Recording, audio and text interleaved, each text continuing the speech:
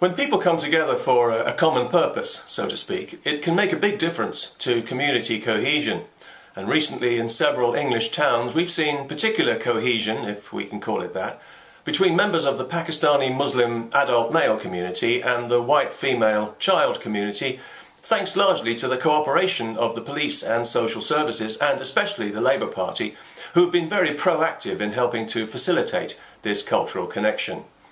Safe to say that without their vital contribution, it simply couldn't have happened. I guess that's what comes from having a clearly focused common purpose. But people keep saying that this epidemic of child rape by Pakistani Muslim gangs has nothing to do with religion and that it's actually a cultural problem. And that's partly true. It has everything to do with Islamic misogyny, of course, without which it wouldn't be happening, but also it does at least originate in a cultural problem, specifically a self-hating, relativist, anti-Western, anti-British culture of politically correct denial, progressive double standards, eviscerated language and sanitized lies. A culture of stubbornly ignoring the truth when it's screaming into your face, because if the truth reflects badly on the religion of peace, and sad to say invariably it does, then the truth is incorrect, and it must be hygienically replaced with a more inclusive truth, a prejudice-free, artificial truth that everyone's comfortable with, and then nobody's feelings will be hurt. Well, nobody important anyway. That's the cultural problem we have. It's a culture of being paralysed by Islam. We censor ourselves and others over Islam in a way we would never do with any other religion, any other culture, or any other political ideology, when on all three of those counts Islam is uglier and more dangerous than all of them. We're terrified of saying anything judgmental about the most judgmental ideology on the planet, yet we're more than happy to judge anyone who does say something about it in the harshest possible terms, falsely, as a racist, as far right, like Mussolini's black shirts. Happy to deal in falsehood and slander just to shut these people up. So terrified are we of offending Muslims. Now that is what you call a phobia.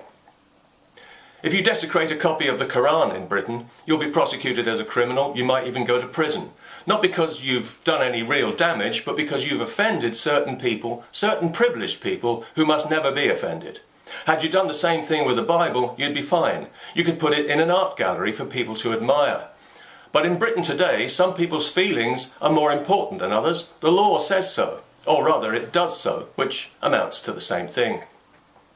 It hasn't always been this way, of course. We used to have a very healthy culture of free speech until Islam came along and put a stop to it, with the enthusiastic help of the police, I can't help but notice.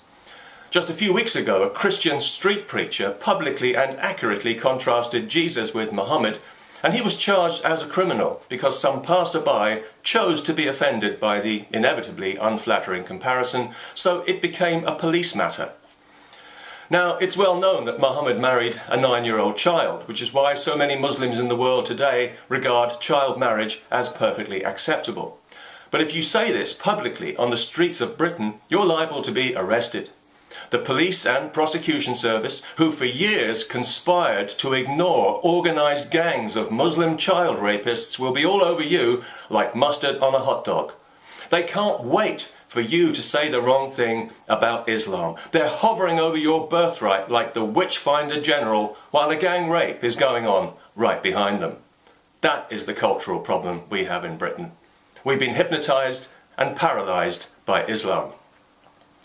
Earlier this year, a political candidate was arrested for publicly quoting Churchill's critical opinion of Islam, because again, a passerby chose to be offended.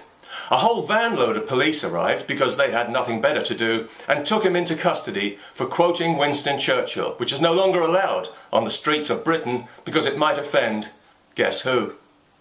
Meanwhile, Islamic hate-monger and professional parasite Andy Chowdhury is free to speak his mind anytime he likes through a loudspeaker, and it wouldn't matter if 100 passers-by complained to the police, he could keep on talking, even enjoying police protection.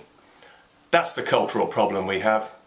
And our public institutions are so riddled with this double standard, it has seriously shaken our confidence that we can trust them to deliver justice. Who now trusts the police to do their job impartially when dealing with what's euphemistically known as other cultures, meaning Muslims? Nobody. And who can be surprised when, in Rotherham in particular, they appear to have gone out of their way to destroy that trust? As with social services, it wasn't just a one-off lapse of judgment, but a clear, deliberate, long-term policy that might have been purposely designed to cause division in society, and it was pursued with such blind determination that evidence against it was deliberately suppressed. So 1,400 children were repeatedly raped and abused by Muslims, and nothing was done about it to avoid offending Muslims. That is the cultural problem we have in Britain. And it's more than a problem. It's a sickness. It's a whole different kind of progressive disease. And what the police and social services and Labour politicians need to do is not to apologise yet again and to say that lessons will be learned, but to reacquaint themselves with the people and the values they are supposed to be serving, to take their racist PC common purpose and shove it right back up the orifice they pulled it from, and to start engaging in some badly needed remedial cultural awareness training.